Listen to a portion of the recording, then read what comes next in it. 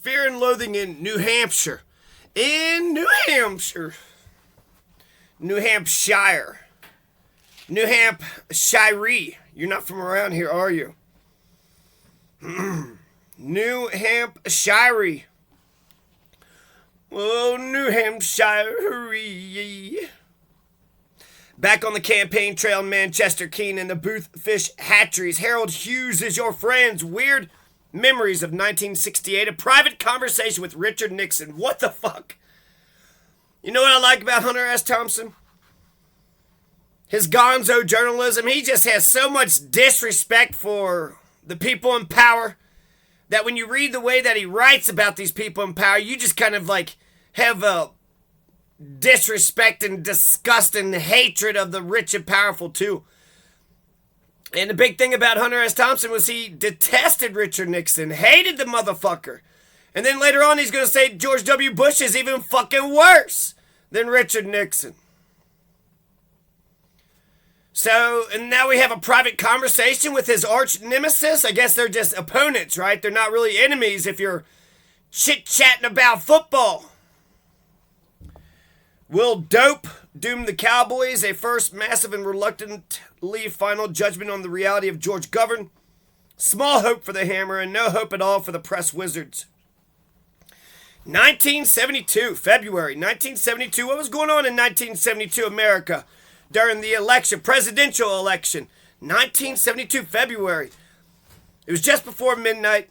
I left Cambridge, headed north on US 93 towards Manchester, driving one of those big green rented auto stick Cougars that gets rubber for about 29 seconds in drive and spits hot black divots all over the road in first or second, a terrible screeching.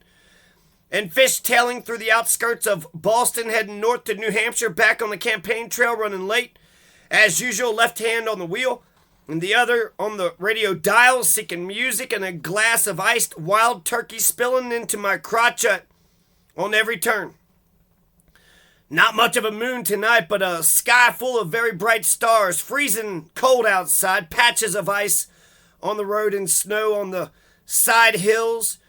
So basically, New Hampshire is just like Colorado. They got the same running about 75 or 80 through a landscape of stark naked trees, stone fences. The highway is empty and no lights in the roadside farmhouses. People go to bed early in New England. 4 years ago, I ran this road into a different Mercury, but I wasn't driving then. It was a big yellow sedan with a civvy closed cop. Chivy? C-I-V-V-Y? What the hell? What is that? C-I-V-V-Y. Oh, hey, can you just go get the civvy closed cop? The civvy closed cops? You mean... What do you mean? At the wheel, sitting next to the cop up front were two of Nixon's top speech writers, Ray Price and Pat Buchanan. Pat Buchanan? Damn! And who the hell is Ray Price? There were only two of us. In the back, just me and Richard Nixon. We were talking football in a very serious way. It was late, almost midnight then, too, and the cop was holding the big Merc at exactly MERC at exactly 65. The big Merc, that's the vehicle, right? Mercedes. Oh, Lord, won't you drive me a Mercedes-Benz? My friends all drive Porsches. I must make hay, man. Work hard for my lifetime. No help from my friends. Oh, Lord, won't you buy me a Mercedes-Benz? That's it. It's a Mercury, though, not a Mercedes-Benz. A Mercury. Sorry. It was a nice little song. But you are wrong! You are so fucking wrong! 65 miles per hour. Well, we're allowed to drive 70 around here as we hissed along the highway for more than an hour. I seen a car that projected the speed limit right there in front of me. So when I'm looking at the road, I could see the damn... God, these smart cars are fucking badass. I love these fucking smart cars. My friends all drive Porsches. 1972, midnight. So midnight in February. Goddamn Hunter S. Thompson is talking to Richard Nixon. Then that's 72, so that means he's not talking to a candidate, Richard Nixon. He's talking to President Richard Nixon. Wow, that's some fucking access. And when he had Richard Nixon's ear, he had bent his ear, he could have said, get us out of the war. Stop poverty. Stop homelessness. Instead, he's just going to go on and on about goddamn motherfucking football. And I bet you that was Nixon's point. I bet you if I could just talk to Hunter S. Thompson about football, he'll never ask me any tough questions. He loves that damn football. The cop was holding the big Merc at exactly 65 as we hissed along the highway for more than an hour between some American Legion Hall and a small town somewhere near Nashua, where Nixon had just made a speech, to the airport up in Manchester. Where a Lear jet was waiting to whisk the candidate and his brain trust off to Key Biscayne, for a think session. It was a very weird trip, probably one of the weirdest things I've ever done, and especially weird because both Richard Milhouse Nixon and I enjoyed it. Oh my God, Hunter S. Thompson, you're the fucking rebellious freedom fighter that we had a good talk, and when we got to the airport, I stood around the Lear jet with Dick and the others. I remember talking to my senator from Colorado, Hickenlooper, the guy who legalized marijuana, tried to become fucking president. He's a senator now. But he had a speech, and so, I live in a poor area, so I used that as an opportunity. Hey, Mr. Hickenlooper, you gonna do shit about the fucking poverty here in Conejos and Costilla County in the San Luis Valley? What you doing about poverty and homelessness, Hickenlooper? We need homelessness. Motherfucker, there's a good conservative argument. You don't want a bunch of homeless everywhere because it's blight, it looks terrible. They also could have diseases. So you're going to fucking kill businesses, you're going to kill corporations and civilization because you don't want to spend $5 measly billion. You spend $700 billion on the war machine, but you can't spend $5 billion to either take care of the homeless because you care about people, or to take care of the homeless because you want them out of your streets and out of the way. Have a bunch of skyscrapers all across America. Get them into the homeless skyscraper. So that way we don't have to be, everybody panhandling every time you just walk down the street here, there, everywhere.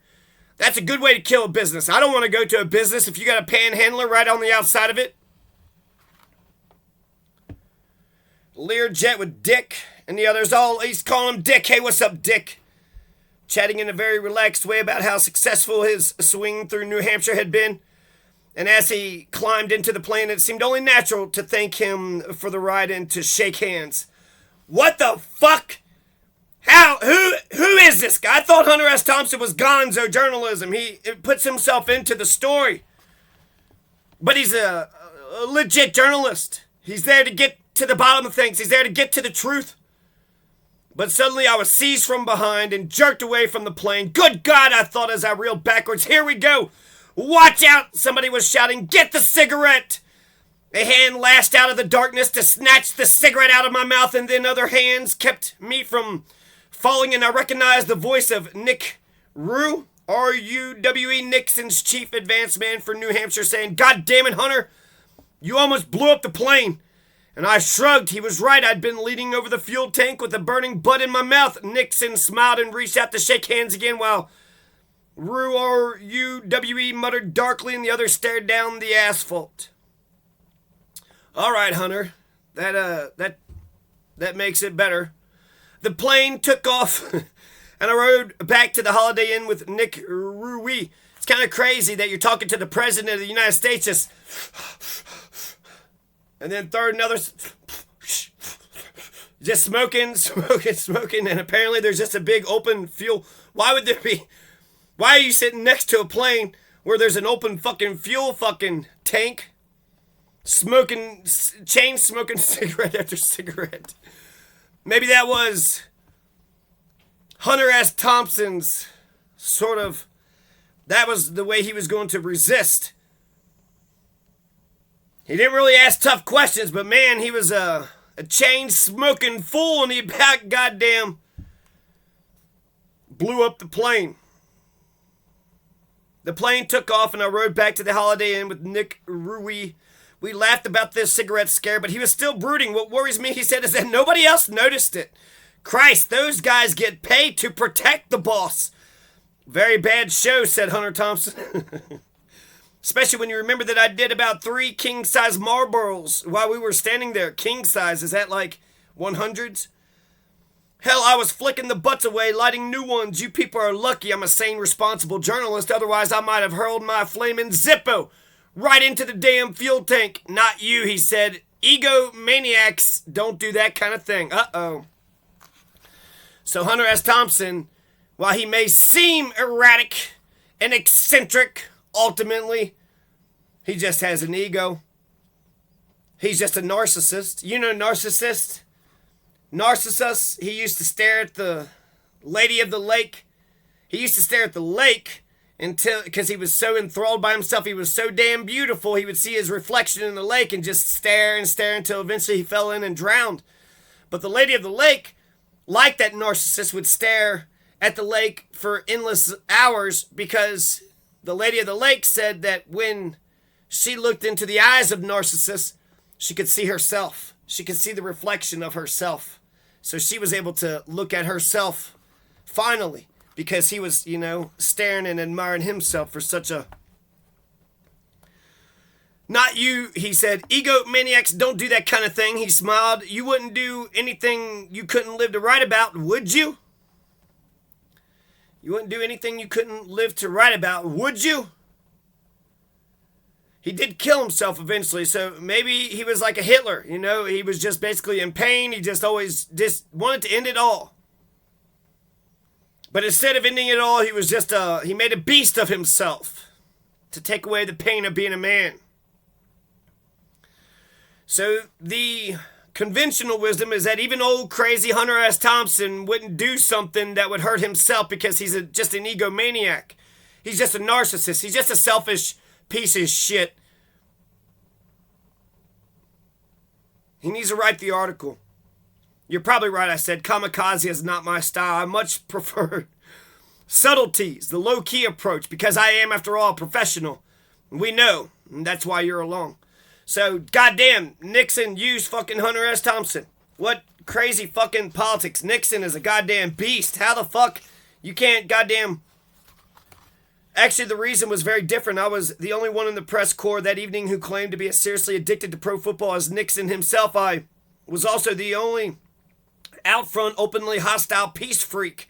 The only one wearing old Levi's and a ski jacket. The only one, no, there was one other who smoked grass on Nixon's big Greyhound press bus. He smoked weed on the press bus.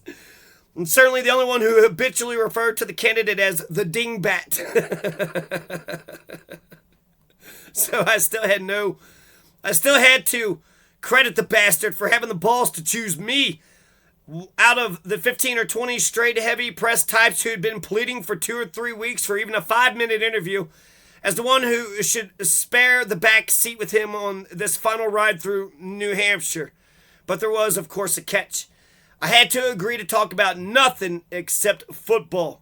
We want the boss to relax, Ray Price told me, but he can't relax if you start yelling about Vietnam, race riots, drugs. He wants to ride with somebody who could talk football. He cast a baleful eye at the dozen or so reporters waiting to board the press bus, then shook his head sadly. I checked around, he said, but the others are hopeless, so I guess you're it. When I was thinking about how he takes away the mystique of power, I was thinking about the political junkie, the Confessions of a Political Junkie book about Bill Clinton. Man, he just, oh, Bubba, you damn Bubba, oh, Bubba, Bubba, Bubba, look at this damn Bubba. And he just had some weird exchange where like they just had a thing and he kind of exchanged the thing with the thing and ball with the ball, the bang-a-dang, diggy-diggy, and umps, jumps the boogie. He cast a baleful eye at the dozen or so reporters waiting to board the press bus and shook his head sadly. I checked around, but the others are hopeless, so I guess you're it. So Hunter S. Thompson got a private meeting with Richard Milhouse Nixon because he was the only one that could talk football with Nixon. Wonderful, I said, let's do it. And Hunter S. Thompson and Richard Milhouse Nixon, the arch nemesis, the opponents of all time, the Brutus to a Caesar. No, he would be more like the Saddam to the George Bush. He would be more like the Ho Chi Minh to the Truman Eisenhowers. Good old Hunter S. Thompson, Mr. Ho Chi Minh himself. Mr. Communist Revolutionary. We had a fine time. I enjoyed it, which put me a bit off balance because I figured that Richard Milhouse Nixon didn't know any more about football than he did about ending the war in Vietnam. It turns out he knew a lot about football. He had no idea what he was doing in Vietnam, but my God, he would have been a great coach or a great owner. He had made a lot of allusions to things like end runs and power sweeps on the stump. But it never occurred to me that he actually knew anything more about football than he knew about the Grateful Dead. Who's the Grateful Dead? End runs, power sweeps. But I was wrong. You know, football's probably out of all, you got baseball, basketball, football. I would say football is the fucking coolest, the strongest, the toughest of all the major sports that Americans. I like basketball myself because, it's all you need is a court and a ball. Whereas football, you just need so many people and so much equipment and a lot of shit. You need a lot of shit for football. But football's fucking badass. And it's a good-ass sport to do analogies. And there is still serious doubt in my mind that he could pass for human. He was a goddamn stone fanatic on every facet of pro football. At one point in our conversation, when I was feeling a bit pressed for leverage, I mentioned a down-and-out pass in the waning moments of the 1967 Super Bowl mismatch between Green Bay and Oakland to an obscure second-string Oakland receiver named Bill Miller that had stuck in my mind because of its pinpoint style and precision. He hesitated for a moment, lost in thought. Then he whacked me on the thigh and laughed. That's right, my God. The Miami boy. Hunter S. Thompson was thunderstruck. He was shell-shocked. He was stunned. He not only remembered the play, but goddamn Richard Milhouse Nixon, he knew exactly where Bill Miller, the second-string Oakland receiver, had played in college. That was 4 years ago. LBJ was our president, and there was no real hint in the winter of '68 that he was about to cash his check. Johnson seemed... Oh, so he was talking to candidate Nixon. God damn it, Hunter.